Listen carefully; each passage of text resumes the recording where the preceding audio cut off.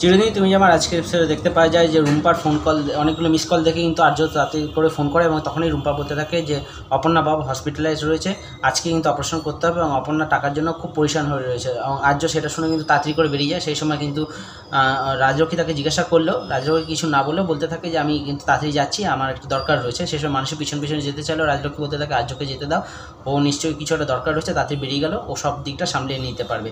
এদিকে দেখতে পাওয়া যায় যে অপর্ণাও কিন্তু চেষ্টা করতে থাকে মীরাকে বারবার ফোন করা, কিন্তু মীরা ফোন ধরতে থাকে না। কিন্তু এইদিকে অপর্ণা মা বলতে থাকে যে আজকে রাতের মধ্যে কিন্তু টাকার ব্যবস্থা করতে হবে। অপর্ণা তাড়াতাড়ি করে অফিসে দৌড়িয়ে যায় এবং সেখানে গিয়ে বারবার জিজ্ঞাসা করতে থাকে কেউ আছে কিনা। তখন একজন স্টাফ এসে বলতে থাকে যে না এখন তো কেউ নেই। তখন দেখা যায় যে আরেকজন স্টাফ তখন বেরিয়ে আসতে থাকে। তখন অপর্ণা বলে আমাকে এখন ইমিডিয়েটলি কিছু 3 লাখ টাকা মতো দরকার।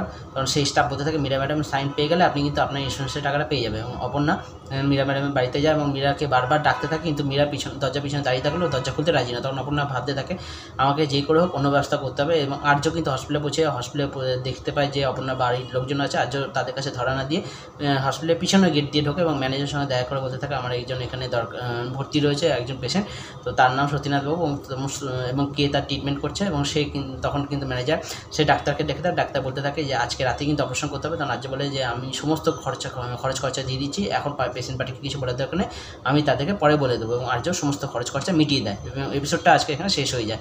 দেখা যাক নেক্সট এপিসোডে কী হয়।